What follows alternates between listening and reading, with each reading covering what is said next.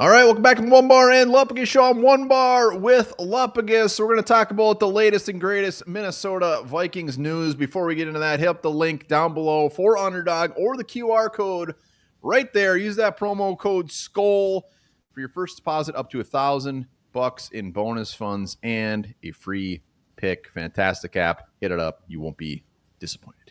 And if you've done it, share the promo code with your friends and family, your neighbors, your cousins, whoever it may be. And hey, look, we're back together. First time in like a week. Onebar, thank you for holding on the fort when I was at the lake tanning my milkers. It's been a while. It's been a while. It feels so damn good. And you know what? Real Vikings news. We're only a couple of weeks away training camp, but let's get into some of the news that has been circulating out there. Where do you want to start? I'll let you Let's take start with her. Kirk Cousins. The quarterback season 2 came out, and he was with an interesting quote. Sounds like he maybe has a little bit of regret about going to Atlanta. Basically said, certainly if I had the information around free agency, it certainly would have affected my decision. I had no reason to leave Minnesota with how much we loved it there if both teams are going to be drafting the quarterback high. So if he would have known the Falcons were going to take Michael Penix Jr., shocked the world, shocked our pants off, he maybe would have took the 1-year deal that was offered to him. I don't know if pantses is a word. Yeah, no, I don't care. I don't think we would have brought him back anyway. Something tells me that offer just sucked, and nobody feels bad for Kirk Cousins.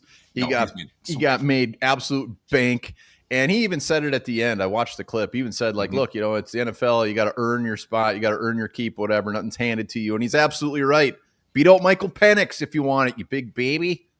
But thank you for your time. I do like Kirk Cousins. It was also interesting. I think Atlanta was his only real long-term offer. He's listening to the quote, like he may have gotten. So the fact that he was like, okay, I'm going to go here because I could maybe start for a couple more years, and they took that away from him. It is what it is. But the biggest takeaway for me was the Vikings were not going to budge. They were going to be 1-year deals until they were either done with him or they realized that they don't have the heir apparent. So, Kirk Cousins made an ass load of money. We'll see where he ends up. It ain't going to be in Minnesota. Yeah. If you want to make an ass load of money, use Underdog. Go to Underdog. Use the promo code SKOL, by the way. Van Ginkel, 88th on the NFL's top 100. I'm not a big fan of the NFL's top 100, but it is voted by the players. So I do like seeing Gink get some respect. He got respect beat on the list, but there's a lot of people upset that he should be much, much higher. I mean, he was like a second-team All-Pro.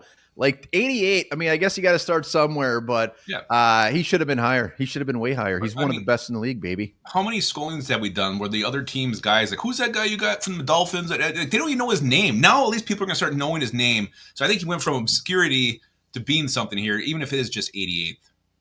Should have been 48th. Wow. I'm not happy. Wow.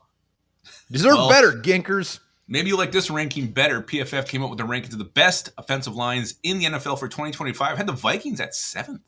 I mean, on paper, it's real. On paper, it's real. They got to stay healthy. Darrisaw has to be healthy.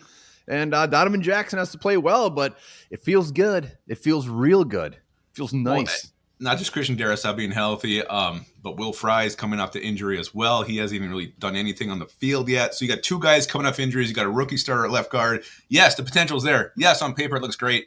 They got to prove it. They got to prove that ranking. And thank you, PFF, for the respect, though. I love how we just talked about how good our offensive line is, and we still don't even mention Brian O'Neill, one of the most underrated players ever to play for the Minnesota Vikings, one of the best in the league, and we're just so used to him being awesome, we don't even mention him. Because he's steadfast. That's what he is. He's steadfast. Pantses. Great word. I think it's going to catch on. It's not a word. Drop hashtag pantses in the comments. No, nobody knows how to spell it. It's not a word. P-A-N-T-S-E-S. Kevin O'Connell had a little bit to say about our friend Max Brosmer. He said, I think Max is as smart as any young player that I've been around.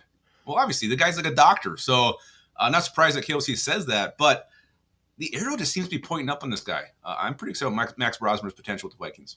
I mean, the guy got rave reviews. There's no reason to not keep him as quarterback 3.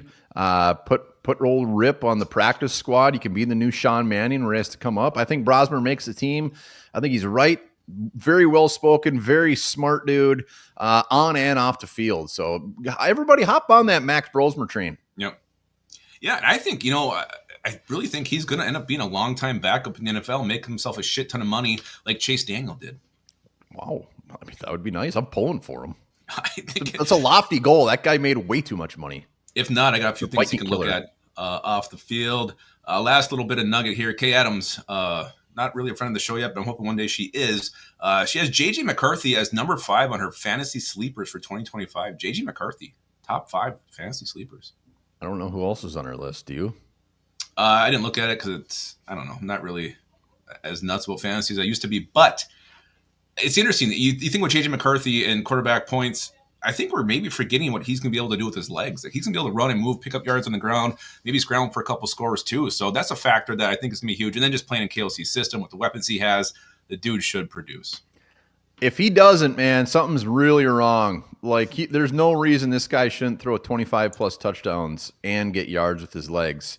If he's all of a sudden, if he comes out and has like 20 touchdowns, when you got this offense and this offensive line is supposed to be this good in the running game. Mm-hmm.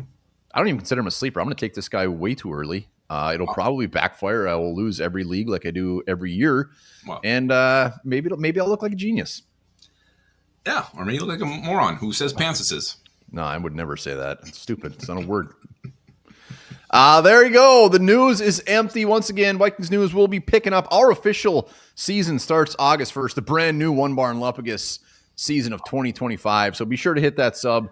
Hit up Underdog and check us. We're live this week. We got horned up this week. We do. And remember this. If humans vanished, octopuses would take over the world's next civilization with their tool use and really the best shot, scientists say it, producing the next civilization, octopuses. Oh, it's horrifying.